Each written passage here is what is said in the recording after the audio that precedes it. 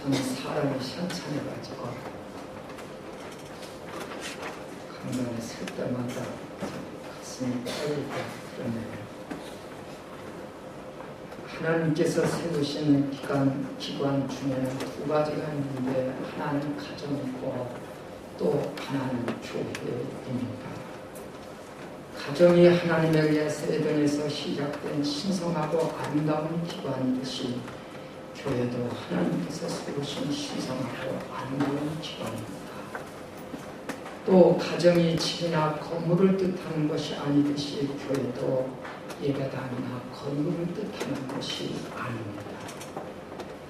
가정과 교회는 하나님께서 세우신 신성하고 복된 기관이기 때문에 사람들은 이 두 곳을 통해 안식을 누리고 행복을 체험하고 살아갈 새 힘을 얻게 됩니다. 우리는 직장이나 일터에서나 장터에서 위로받기 어렵지만 가정에서 위로받고 가정에서 살아갈 힘을 얻고 그리고 행복을 느끼게 됩니다. 마찬가지로 우리는 교회를 통해서 믿음과 소망과 사랑을 체험하며 살아가게 됩니다. 오래전 포항제철 회장이었던 박태준 씨가 월간 잡지에 그의 신앙을 고백한 적이 있습니다. 박 회장께서는 살면서 교회에 나가본 적도 없고 교회 나갈 필요도 못 느꼈다고 합니다. 오히려 독실한 불교 집안에서 자랐고 철도 많이 지었다는 겁니다. 그러다 정치적으로 어려움을 당하며 해외에 나가 있었는데 병이 들고 미움과 원망으로 확장을 이루지 못하고 있었습니다. 그렇게 마음이 괴롭고 답답하고 힘들 때 친구의 권유로 교회를 나가게 됩니다. 그러자 미운 마음이 사라지기 시작했고 복잡한 생각들이 정리가 되기 시작했고 위로를 얻게 되었다고 합니다. 그분이 하나님 품으로 돌아오실 줄은 아무도 생각 못했는데 그분은 이런 말을 했습니다. 내가 살아본 시간을 뒤돌아볼 때 많은 사람에 불과했는데 나는 그것을 몰랐다. 기독교 신앙이 단지 윤리적 가르침에 불과한 줄 알았는데 그렇지 않고 부귀나 명예와 비교도 안 되는 생명의 문제를 정면에서 다루고 있다는 것을 깨닫게 되었다. 교회 나가면서 분노와 좌절에서 서서히 자유로워질 수 있었다라고 했습니다. 제가 심화된 교회 참여 중에서도 전에는 헛것이 보이고 저녁이 되면 검은 물체의 가운이 눌리고 걱정과 불안 속에서 밤잠을 쑤시고 그러던 가운데 교회에 나오면서 평안해지고 안전을 되찾고 그리고 저에게 세례를 받고 이제는 교사로 섬기기도 합니다. 교회는 이렇게 하나님의 은혜와 사랑이 있는 곳입니다. 에스겔 47장에 보면 성전 문지방 밑에서 물이 흘러나와 동쪽으로 흐르기 시작하는데 성전에서 흘러나온 이 물이 땅을 살리고 강을 살리고 바다를 살립니다. 이 물이 흐르기 시작하자 생물이 살아나게 되고 고기가 살기 시작하고 과실나무가 번성되는 축복이 일어납니다. 이처럼 교회는 가정을 복되게 하고 사회를 복되게 하고 국가를 복되게 하는 생수의 근원이 되는 겁니다. 지금 우리나라는 세계 경제 대국의 12위권입니다. 이런 일이 어떻게 일어날 수 있었을까요? 60년대 말까지만 해도 북한보다 남한이 경제력이 뒤떨어졌습니다. 북한이 훨씬 낫습니다. 그리고 우리 어렸을 때만 해도 베트남 비롯 동남아시아에서 알람리 쌀을 수입에다가 먹었고요. 필리핀 비롯해서 이 동남아시아보다도 한국이 더 못 살았습니다. 다 아시잖아요. 그런데 지금은 세계 정상 20개국 속에 들어가고 경제적으로 12위권입니다. 어떻게 해서 이런 일이 일어났습니까? 하나님께서 교회 통해 우리 민족을 축복하시고 깨우셨기 때문이라고 저는 확신합니다. 선교사들이 들어오시면서 우리 민족에게는 다화 사상이 일어나기 시작했고요. 그리고 8.15 해방 이후에 북한의 소련 공산주의자가 들어오면서 북한에 있던 신자들이 대거 남한으로 심지어 신학교까지 교회들이 전부 내려오십니다. 그러면서 남한 땅 곳곳에 교회들이 세워지고 복음이 더욱 전파됩니다. 이제는 남한은 교회 없는 마을이 없습니다. 어느 마을에 가도 교회는 다 있습니다. 이제 남한에서는 교회 세울 마음이 없습니다. 몇 개씩이다 있어요. 남한 땅의 교회 부흥은 이북에서 내려오신 성도님들의 공이 큽니다. 하나님의 은혜지요. 한마디로 지금 북한은 못 사는 나라 중에 하나가 됐고 남한은 잘 사는 나라 중에 하나가 됐습니다. 이 차이가 어디에서 났습니까? 같은 민족이고 같은 말을 쓰는 사람들입니다. 이것은 신앙의 차이입니다. 지금도 북한에서는 예수 믿는 게 발각되면 수용소로 흘러갑니다. 가정이 해체됩니다. 그래서 저는 북녘에 믿는 신자들의 가정과 신변과 그 몸을 지켜달라고 기도합니다. 신앙의 차이입니다. 신앙의 차이를 하나 더 말씀드리면요. 여러분들 십진법이 어느 나라에서 시작된지 아세요? 수학, 기하, 인도입니다. 인도는 일찍 수학이 발달됐고 기하학이 발달됐습니다. 나무 그림자를 보고 높이를 딱 알아내는데 인도에서 시작했습니다. 그런데 인도는 어때요? 빚는 자들이 뚫어놨습니다. 그들의 두뇌가 없어요. 신앙의 문제입니다. 오늘 저는 교회를 중히 여기고 사랑해야 될 이유를 말씀드리고자 교회를 중히 여기고 사랑해야 될 이유가 많이 있겠지만 오늘 말씀을 기준해서 5가지 정도로 말씀드리겠습니다. 첫째로 우리가 교회를 중히 여기고 사랑해야 될 이유는 교회는 하나님의 교회이기 때문입니다. 오늘 말씀 2절에 고린도에 있는 하나님의 교회라고 기록되어 있습니다. 교회는 이처럼 어디에 있든 어느 나라에 있든 하나님의 교회입니다. 어디에서 누가 개척했던 교회는 하나님의 교회입니다. 어느 개인, 어느 단체가 교회의 주인이 될 수 없습니다. 사도행전 20장 28절 말씀대로 교회는 하나님께서 자기 피로 값을 주시고 사셨다 했고 에베소 5장 25절 말씀대로 그리스도께서 교회를 위해 자기 몸을 제물로 내놓으셨고 마태복음 16장 18절 말씀대로 그리스도께서 내 교회를 내가 세우리라고 말씀했고 사도행전 2장 1절 말씀대로 성령이 강림하시면서 교회를 시작됩니다.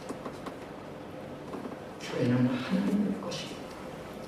그래서 우리가 교회에서 조심해야 될 2가지 태도가 있는데 하나는 주인 행세하는 것이고 또 하나는 교회를 종교단체나 친목단체로 취급하는 행위입니다. 우리는 개척자라고 주인 행세하기 쉽고 오래 믿었다고 주인 행세하고 헌금 많이 한다고 주인 행세하는 경우가 있습니다. 고인은 아니더라도 자신도 모르는 사이에 그렇게 되기도 합니다. 제가 있는 통영어느 교회에서 예배당 틀을 샀는데 다리 건너 섬 쪽 구석으로 가가지고 샀어요. 물론 땅값은 쌌겠죠. 그 이상 이상해요. 왜 필요는 구석으로 들어갈까? 다 나오는 판인데. 그래 그 교회 장로님하고 젊은 장로님하고 대화 중에 그것 좀 여쭤봤어요. 그랬더니 그 장로님 말씀이 교회 연세 드신 장로님 고집을 꺾을 수가 없어서 그 연세 드신 장로님 내가 그곳에 살 수밖에 없었다라고 하시더라고요. 내가 교회를 잘 지켜야 되겠다고 하는 주인 의식은 꼭 필요하지만 주인 내 교회인 양 주인 행세해서는 안 됩니다. 이런 경우 특히 목사님들에게 있습니다. 재정을 마음대로 쓰려고 한다든가 교회를 특정인에게 물려주려고 한다든가 돈 받고 팔려는 경우도 있습니다. 교회는 어느 개인이도 개인 것도 어느 단체 것도 아닙니다. 내가 개척했어도 내 교회가 아니라 하나님께서 피로 값주고 하나님께서 이루시는 교회입니다. 부산 수영로교회 정필도 목사님의 고백입니다. 이 정 목사님께서 개척을 해서 그 교회를 그렇게 크게 읽었습니다. 서울 강남 이남에서 가장 큰 교회가 부산 정필도 목사님 교회입니다. 그렇게 크게 개척해서 읽어놨습니다. 지금까지. 그런데 이 목사님이 기도 중에 이 교회가 내 힘으로 된 줄 아냐? 이 교회가 내 교회인 줄 아냐? 하는 하나님의 음성을 깨달아요. 그래서 회개하노라 하는 고백이었습니다. 사실 오늘 읽은 이 고린도 교회는 바울 사도가 아굴라 부부와 함께 개척한 교회입니다. 그러나 바울은 본문에서 하나님의 교회라고 했지 내 교회라고 하지를 아니했습니다. 심지어 고린도에 있는 하나님의 교회라고까지 얘기했습니다. 고린도 교회라고도 않고 이처럼 교회는 하나님의 교회입니다. 고린도 교회같이 문제 많고 말썽 많고 분쟁이 있어도 역시 교회는 하나님의 교회입니다. 디모데전서 3장 15절에서는 살아계신 하나님의 교회라고 말씀까지 합니다. 살아계신 하나님의 교회이기 때문에 또한 교회는 음부 권세, 마귀 권세가 무너뜨릴 수가 없습니다. 교회는 하나님 교회이기에 우리는 중히 여기고 사랑해야 합니다. 두 번째로 교회를 사랑해야 될 이유는 교회는 건물이 아니라 그리스도를 믿는 성도들의 모임, 공동체이기 때문에 그렇습니다. 교회는 건물이 아닙니다. 예수 믿는 그리스도인들입니다. 여러분들이 교회입니다. 성경에서는 교회를 뜻할 때 한 번도 건물을 뜻한 적이 없습니다. 교회는 성도님들의 모임입니다. 그런데 오늘 2절 말씀에 의하면 교회는 거룩하게 구별된 성도들의 모임이라고 말씀합니다. 2절에서 거룩해지고라고 하는 이 말씀은 죄가 없는 신자들이라고 하는 뜻이 아니라 하나님께 구별됐다, 하나님께 소속됐다, 하나님께 드려졌다라는 뜻에서의 거룩입니다. 신자들의 모임인 교회는 하나님께 구별된 모임, 하나님께 소속된 모임이요 공동체입니다. 죄를 안 짓기 때문이 아니라 거룩한 성, 그래서 거룩한 성도가 아니라 하나님께 구별됐기 때문에 거룩한 성도입니다. 거룩하신 하나님께 소속되면 그 무엇이 됐든 그것은 성물이 됩니다. 그래서 건물이 하나님께 소속되었을 때는 뭐라고 그러죠? 성스러운 집이다 해서 성전, 집전전. 또 장소가 하나님께 소속이 되면 거룩한 곳이다 해서 성소.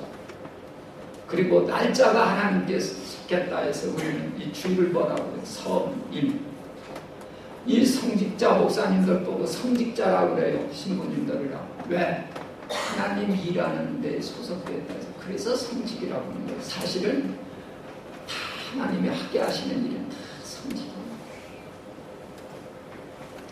사람은 같은 사람이지만 예수님 믿고 하나님께 구별된 신앙 성스러운 우리 성도입니다. 하나님께서는 우리 신자들을 보실 때 심판하실 죄인으로 보시는 것이 아니라 거룩한 성도로 보십니다. 그리고 또 이전에 신자는 부르심받은 성도들이라고 말씀합니다. 우리는 부르심을 받아 성도가 되고 교회의 몸이 되는 겁니다.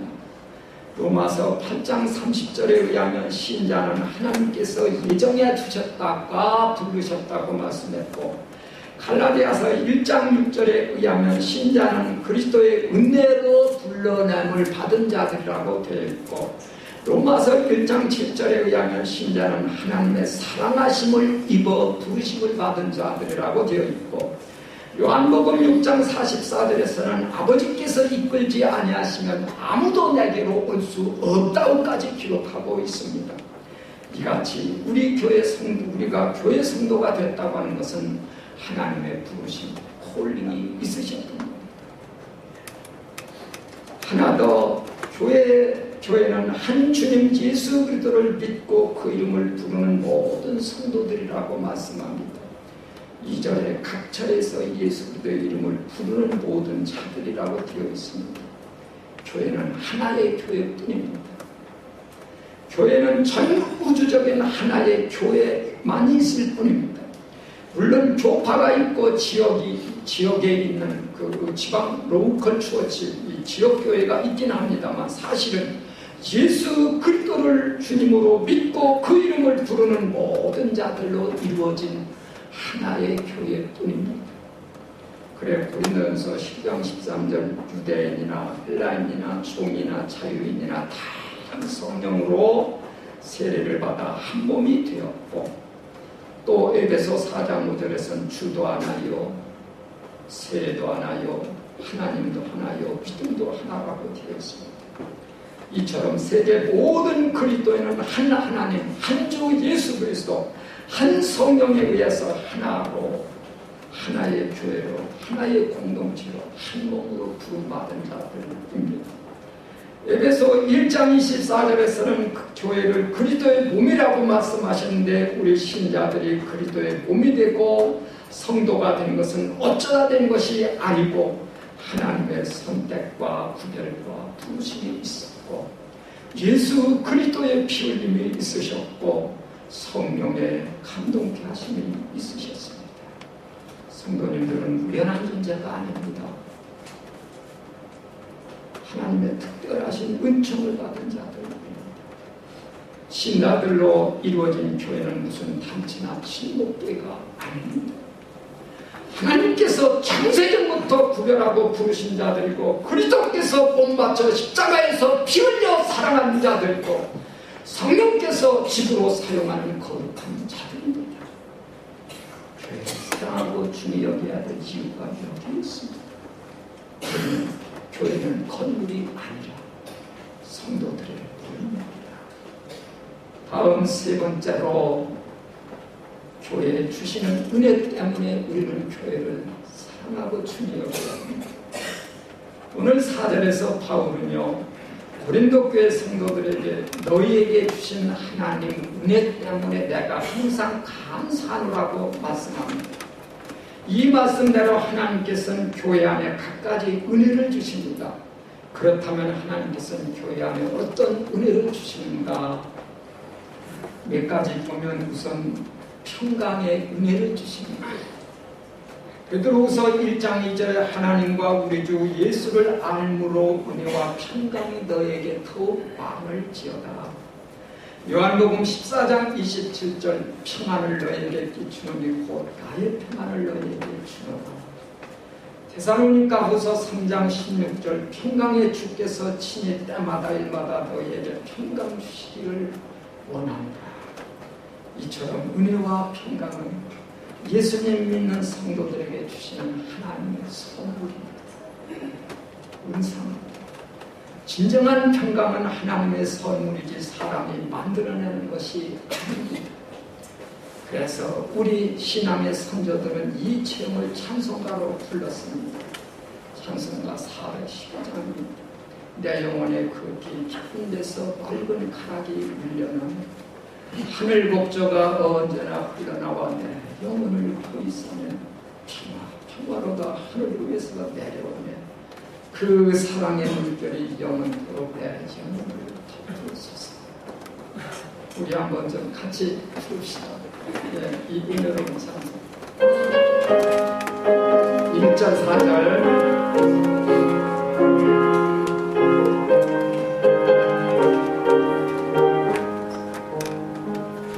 Yeah.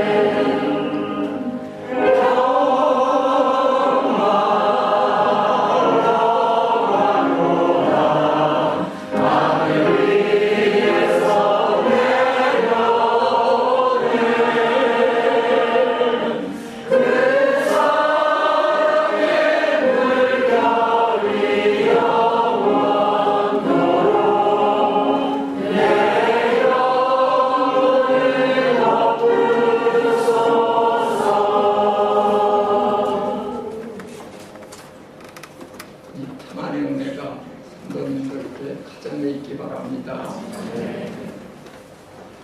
빌립보 4장 6절에서도 하나님께 아뢰면 모든 지각에 뛰어나신 하나님의 평강이 우리 마음의 생각과 뜻을 감사하시는 것입니다. 또 교회 안에는 복음의 은혜가 있습니다. 6절에 그리스도의 증거가 너 중에 견고하게 되어라고 하는 말씀이 있는데 여기서 그리스도의 증거는 복음입니다. 로마서 1장 16절에 하면 복음은 모든 믿는 자에게 구원을 주시는 하나님의 능력이 된다 하셨고 고린도전서 15장 3절에 의하면 복음은 성경 예언대로 그리스도께서 우리 죄를 위하여 죽으시고 그리스도께서 사흘 만에 다시 살아난 사실, 이게 복음이라고 했습니다. 복음이란 예수 그리스도께서 우리 죄를 다 짊어지시고 대신 십자가를 못 박혀 죽으심으로 지옥 갈 우리 죄값은 다 치워졌다. 그러니 이제 어떤 사람이고 어떤 죄인이고 예수 믿어 천국 영생을 얻게 됐다고 하는 이 사실, 이게 복음입니다. 굿뉴스입니다. 그래 주 예수를 믿으십시오. 교회 안에 복음이 있습니다. 어디 가서 우리가 복음을 듣겠어요? 어디 가서 우리가 하나님의 사랑과 용서에 대해서 듣고 그리스도의 십자가의 은혜와 은혜를 듣고 천국 지옥에 대해서 듣고 부활 승천에 대해서 듣겠어요? 교회 안에 복음이 있지 않습니까? 공부하려면 우리는 어디 가야 돼요? 학교 가야 돼요. 병 고치려면 어디 가야 돼요? 병원 가야 돼요. 이처럼 하나님의 사랑과 구원에 대해서 들으려면 교회 와야 돼요. 하나님 말씀, 하나님의 은혜가 교회 안에 있습니다. 서울 할렐루야 교회를 담임했던 김상봉 목사님께서 아시는 분 중에 신혼여행 가는 중에 신부와 다판 싸운 사람이 있답니다. 그들은 호텔에 도착하자마자 말도 않고 서로 등진 채 책상 앞에 앉아 있었답니다. 그런데 책상에 웬 책이 하나 놓여 있어서 그 신랑이 책을 못 적으니까 등지고 있으니까 책을 뒤적거리기 시작했습니다. 또 책만 뒤적거리고 위로도 해줄 줄 모르고 달랠 줄도 모르는 이 신랑 때문에 신부는 그저 울기만 하고 있었습니다. 그래도 신랑은 이 책을 그냥 계속 뒤적였답니다. 그런데 책에서 하나님, 세상, 사랑, 영생 이런 단어가 눈에 들어왔습니다. 이게 무슨 소리인가? 그래서 읽어보고 또 읽어봤답니다. 20번쯤 읽으니까 그 말씀의 의미가 확 들어왔답니다. 그게 바로 요한복음 3장 16절입니다. 하나님이 세상을 지극히 사랑하사 이처럼 지극히란 독생자를 주셨습니다. 누구예요? 예수 그리스도를 주셨습니다. 이는 그 이유는 저를 믿는 자마다 멸망치 않고 생을 얻게 하는 것입니다. 그래 그들은요, 그 신랑은 신혼여행 끝나고 가서 그 주에 그냥 교회에 딱 가가지고 등록했다고 그래요. 이렇게 복음에는 구원의 능력이 있습니다. 그런데 이 복음은 교회를 통해 하나님 말씀을 통해서 주시는 은혜입니다. 다음에 또 교회 안에는 하나님의 은사의 은혜가 있습니다. 오늘 말씀 7절에 너희가 모든 은사에 부족함이 없다라고 말씀했는데 여기서 은사라고 하는 말씀은 넓은 의미로는 구원을 뜻하지만 협소한 좁은 의미로는 신유의 은사, 방언의 은사, 통역의 은사, 지혜, 지식, 능력 이런 걸 뜻합니다. 방언의 은사가 고린도 교회는 제일이라고 내세우고 절제를 안 했기 때문에 교회가 시끄러웠습니다. 그래서 이제 고린도전서 12장하고 13장 사랑장이 그래 나오는 거예요.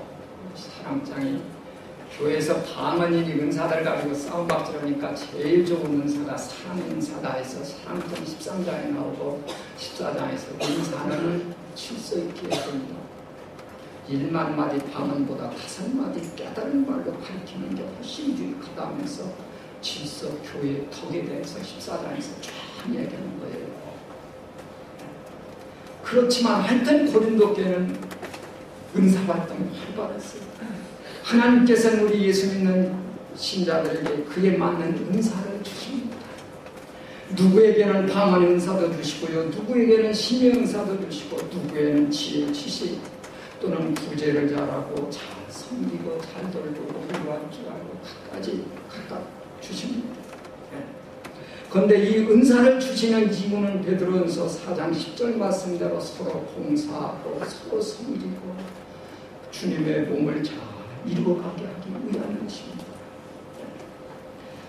아주 수줍어서 남 앞에서 말 한마디 못하던 분이 교회 예수님 믿고 교회 나오면서 담대함을 얻어가지고 전도 잘하고 전도왕이 되는 분도 있고요, 남들 앞에 서가지고 잘 가르치고 말씀 잘 전하는 담대함을 얻는 그런 분도 있습니다.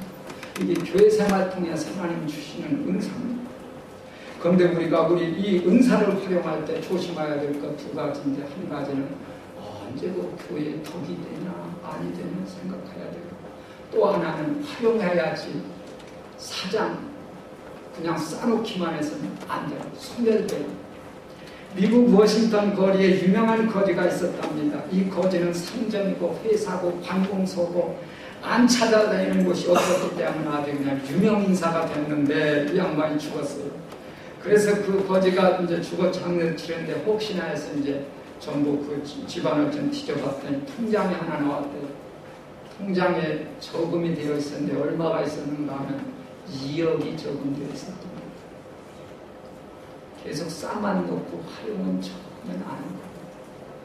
우리 은사도 활용치 아니하면 싸놓기만 하는 것과 같이 됩니다.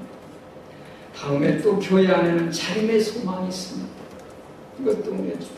7절 말씀대로 우리 주님 예수 그리스도의 나타나심을 기다리는 자림의 소망. 초대교회 때부터 지금까지 신자들의 가장 큰 소망은 주님의 재림입니다. 성도님들은 어떠세요? 예수님의 재림을 믿고 다시 오실 예수님을 기다리는 신앙은 그리스도인들만의 신앙이고 교회에만 있는 소망입니다. 세상엔 이런 소망 없습니다. 주님 예수께서 구름 타고 승천하실 때 약속하신 그대로 우리 믿는 자들을 데리러 재림하시는 그날, 세계 만국에서 택함받은 모든 성도들은 다 들림받아 주님을 맞이하게 될 겁니다. 마태복음 24장 31절입니다. 이 은혜는 예수 믿는 신자들에게만 있는 가장 큰 소망이고 최대의 영광입니다. 성도님들, 이 소망 있으시기 바랍니다. 하나 더 교회 안에 있는 은혜를 말씀드리면 보호해 주시는 은혜가 있다 했습니다. 8절에 주께서 너희를 끝까지 견고하게 하시리라. 마태복음 28장 20절에 의하면 볼지어다 내가 세상 끝날까지 너희와 항상 함께 있으리라 했고, 요한복음 10장 28절에서는 또 그들을 내 손에서 뺏을 자가 없다 했고, 요한에서 5장 18절에서는 하나님의 아들 예수께서 우리 믿는 자들을 지키시기 때문에 악한 자가 건드리지도 못한다라고 되어 있습니다. 주님 예수께서는 재림하시는 그날까지 그의 교회, 그의 신자들을 굳게 보호하고 지키시고 계십니다. 교회는 우리 힘으로 지탱되는 게 아니고 주님 예수께서 지키시기 때문에 지탱되는 겁니다. 어떻게 역사상 그렇게 많은 박해를 받으면서도 교회가 세워져 가고 풍대가는 이유는 주님이 지키기 때문이지 사람이 신뢰합니다. 그날 우리 주님 예수께서 모든 권세와 영광을 가지고 심판의 주님으로 다시 오시는 그날, 밝은 햇빛 앞에 벌거벗은 것 같이 다 드러나는 그날, 우리 믿는 신자들에게는 그날이 영광의 날이 되고 승리의 날이 되고 멸류관 쓰는 날이 됩니다. 그런데 어떻게 우리는 이 은혜를 계속 누리고 희망을 갖고 품을 수 있는가, 소망할 수 있는가? 그것은 오늘 8절 말씀대로 주님 예수께서 끝까지 우리를 지키시기 때문에 가능한 겁니다. 주님 예수께서 재림하시는 그날 우리는 우리의 공로를 가지고 서게 되는 것이 아니고요, 우리 위해서 피 흘리신 예수님의 피공로를 의지해서 우리는 그 하나를 받게 되는 겁니다. 그렇기 때문에 어느 누구도 우리를 건드릴 수가 없는 거예요. 미쁘신 하나님, 우리를 구별하시고 부르시고 성도가 되게 하신 분이 하나님이시기 때문에 아무도 감히 우리의 구원을 취소시킬 수가 없습니다. 어떤 피조물도 천사도 마귀도 우리를 부르신 그 하나님의 사랑에서 끊을 수 없다고 했습니다. 교회 통해 주시는 은혜는 이외에도 많이 있습니다만 그저 다른 성도님들이 하실 수 있길 바랍니다. 네 번째로 교회를 중요하게 해야 될 이유는 교회 사람이 주님 사람이기 때문에 그렇습니다. 요한복음 21장에 보면요, 부활하신 예수님께서 호수에서 보이지 않는 제자들에게 나타나셨습니다. 그리고 이제 조반을 같이 드십니다. 식사 후에 예수님께서 베드로에게 묻습니다. 시몬아, 내가 날 사랑하느냐? 예, 사랑합니다. 그것도 한 번이 아니라 3번씩이나 내가 날 사랑하느냐? 예수님이 물었어요, 제자 베드로에게. 그래 뜻밖의 질문에 당황한 베드로는 예수님을 믿고 사랑하는 것은 진심인지라 예, 사랑합니다. 주님이 잘 아시지 않습니까? 라고 답변했습니다. 그런데 베드로가 주님 사랑합니다. 아시지 않습니까? 라고 답변할 때마다 3번 예수님께서는 그렇다면 내 양을 먹이라 부탁합니다. 그렇다면 내 양을 지켜라. 이게 무슨 뜻이죠? 예수님 부탁이 무슨 뜻인지 감이 오세요? 뭐예요? 시몬아, 내가 날 사랑한다고 하면 내 양들, 내 신자들, 내 교회 성도들을 제발 잘 키워다고 부탁입니다. 주님은 당신 사랑한다니까 그걸로 됐다 그게 아니라 그래? 그러면 내 양들을 키우다. 내 양을 먹여다. 그거였습니다. 그러니까 예수님 사랑은 교회 사랑으로 신자 사랑으로 나타나는 겁니다. 아내를 사랑하면 처갓집 무엇 보고도 절해요? 말뚝 보고도 절해요. 아내가 사랑스러우니까 처갓집의 모든 게 다 사랑스러워요. 주님 사랑하면 교회 모든 게 사랑스러워요. 그런 얘기를 하는 걸 들어봤어요. 남편이 미우니까 새끼도 밉더라. 남편들 둘이 아내 속셈이지만 그런 거예요. 어느 권사님이 6.25 사변 때 피난 내리고 남편 잃고 이남에서 오직 고생을 하면서 자식들을 잘 키웠습니다. 사람들이 어떻게 그렇게 고생하며 끝까지 잘 키웠냐고 묻자 권사님 대답이 남편이 세상 떠날 때 자식들을 부탁한다고 고생스러워도 잘 키워달라고 유언해야 해서 남편 생각해서 견뎌는 받고 대답했습니다. 이 권사님은 남편을 사랑했기 때문에 그 유언을 지키고 산 겁니다.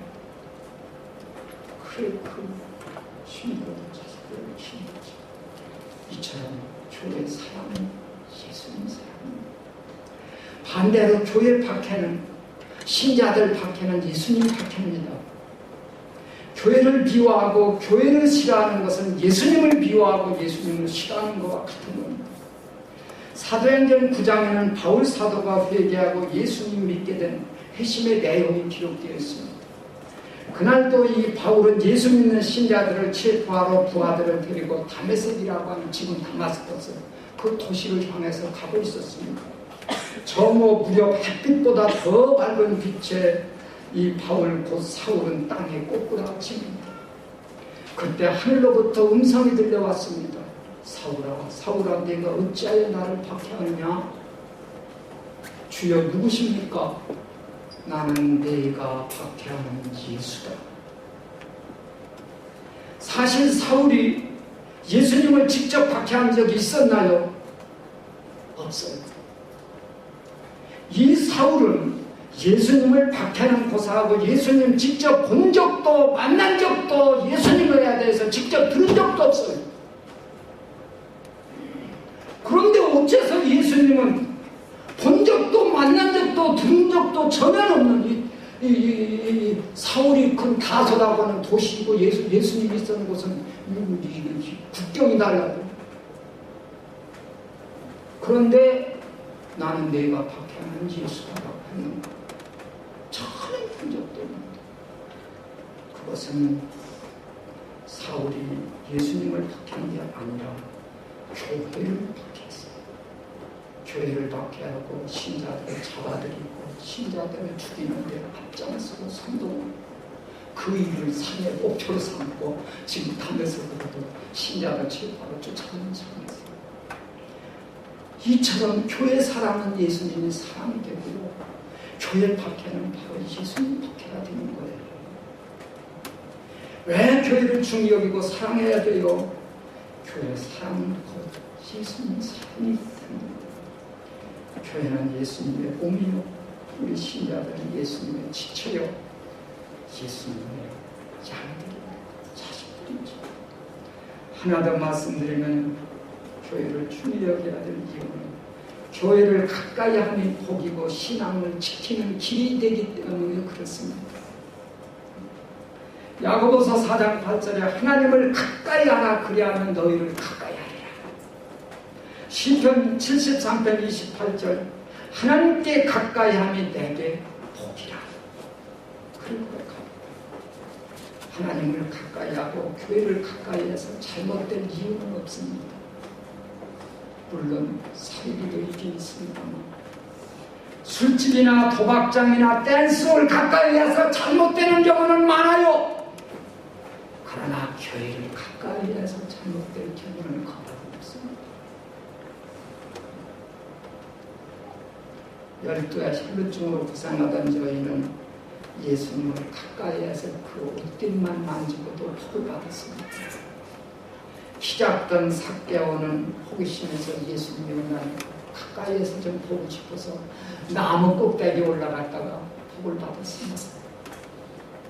사도행전 3장에 보면요, 성전 입구에서 구걸하던 안진뱅이는 구걸을 해도 성전 입구에서 구걸하다가 복을 받았습니다. 교회 가까이 하는 게 복입니다. 그리고 교회를 멀리 하면 저주가 됩니다. 부부는 될 수 있으면 어떻게 해야 돼요? 가까워져야 돼요.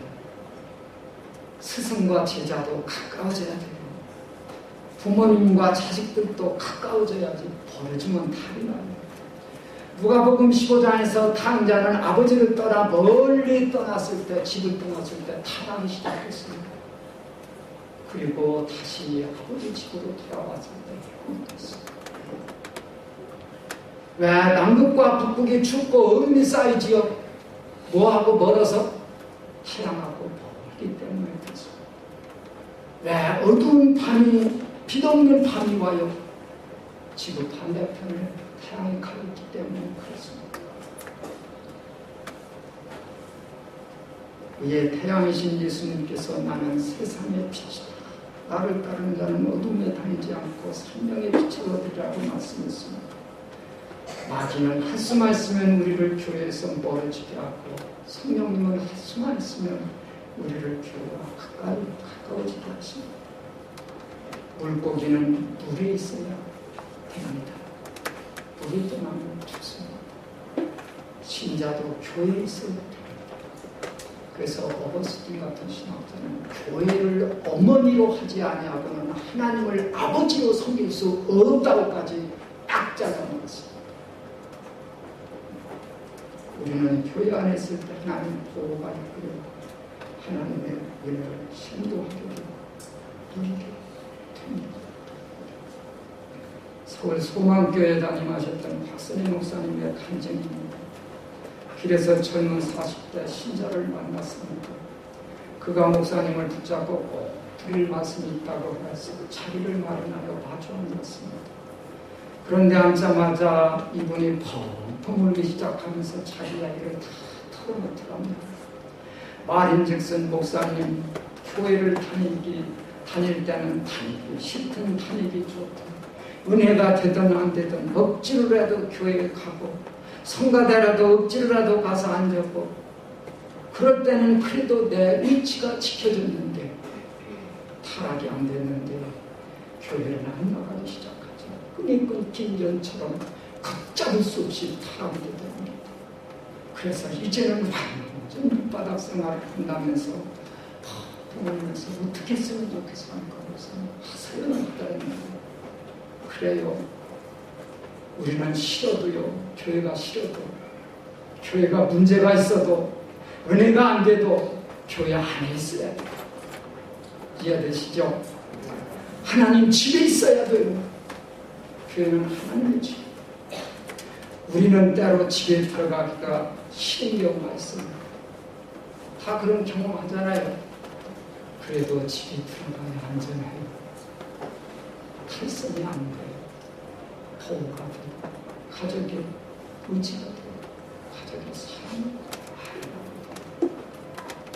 이처럼 우리는 교회가 부족함이 있어도 교회에 있어도 이 땅 중에 가정 중에 완전한 가정이 있을까요? 없어요. 가정마다 다 문제가 있고 싸움이 있고 티격태격하고 다 그래요. 교회도 마찬가지예요. 이 땅에 완전한 교회는 없어요. 완전한 교회 찾으려고 하다가 큰 실망을 해요. 오늘 이 말씀 고린도 교회 보세요. 내 바로 갈라져서 싸움 박치를 하나 아버지 첩을 가는 거마지를 하나 고린도전서 5장 6장에서는 서로 성도끼리 속성을 하지 않나 세상 걱정을 해서 그래서 바울이 차라리 손해볼 전점 믿는 현재의 속성을 한다고 뭐 우상의 재물 문제, 우상 문제 비롯해서 고린도 교회 못 그래도 하나님의 교회를 말씀했어요. 아무쪼록 여러분 교회를 소중히 사랑하시고 어떤 경우로 교회 울타리는 벗어나지 마시고 그의 가정이 교회대로 찾아내라 기도하시죠. 아버지 우리를 구별하고